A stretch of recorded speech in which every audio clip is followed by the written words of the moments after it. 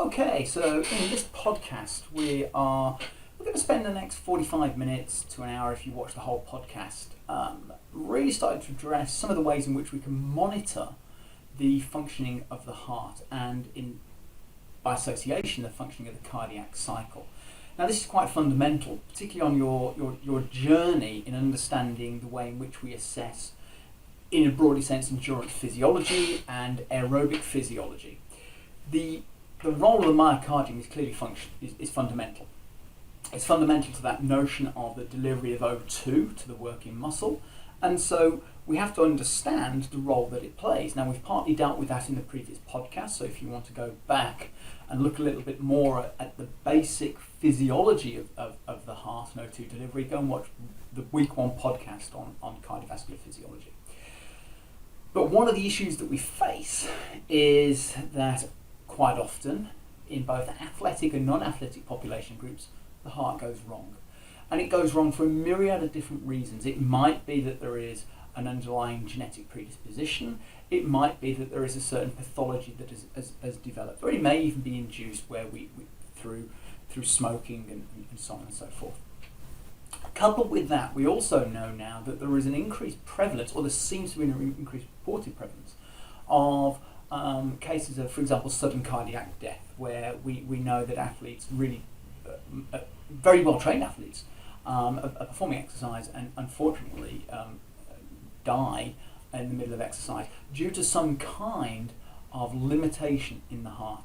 And so what this has led to on both areas is a need both at a patient level and in an athletic population group level to understand much more about the way in which the heart works, both at rest and during exercise, and start to evaluate that to really understand to really understand the way in which the heart functions when it's placed under stress.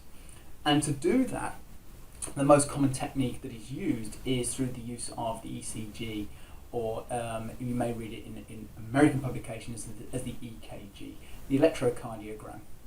And so we're going to spend a lot of time today in this session addressing the role of the ECG, and then we'll also spend a little bit of time addressing the role of what's called thoracic impedance cardiography as an alternate means for understanding the function of the heart.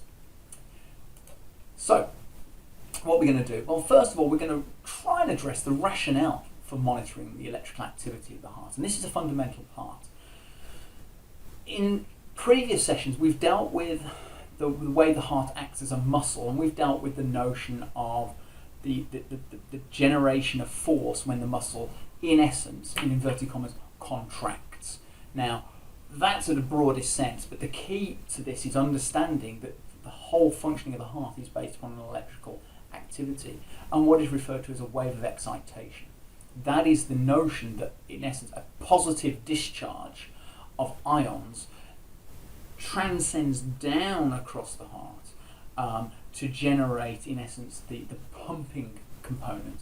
And then there is a repolarization of the heart, where we in essence get a negative discharge, whereby the heart goes into a state of relaxation, and then the process starts again. So fundamentally, the heart is an electronic or electronically evoked structure. And the ECG is designed to assess the changes in the flow of these electrical signals across the heart. And by understanding how the electrical signals across the heart link to different actions or activities of the heart, we can start to understand where limitations may lie. Coupled with that, what we have to understand is what are the limitations to assessing ECG. Now this is quite important, because if you're going to make a diagnosis using an ECG, and this applies in almost all contexts of this module, if you're going to make a diagnosis or an assessment, you've got to be really certain that the piece of kit that you're using is reliable. It's also got to be valid. And so we can't just take at face value that an ECG is a great piece of kit because it's used in hospitals and it's used in exercise physiology laboratories. We have to understand that in order to get an output from the device, we need to be really certain as to what that signal is, and that signal is reliable. We can't afford to have noise in the signal, particularly when we're making a clinical diagnosis. We're then going to address a bit of stuff to do with actually what can we diagnose? What can we start to see? Now we could spend an inordinate amount of time on covering this as a topic, but we're going to cover some of the key easy wins that you can observe with an ECG trace. Things like ectopic heartbeats, bundle branch block, arrhythmias, and so on. So very obvious responses. And we'll look at those in both an athletic and a non-athletic population group. And then the final thing we're going to do is we're going to consider non-invasive measures of cardiac output and stroke volume. And this is quite important.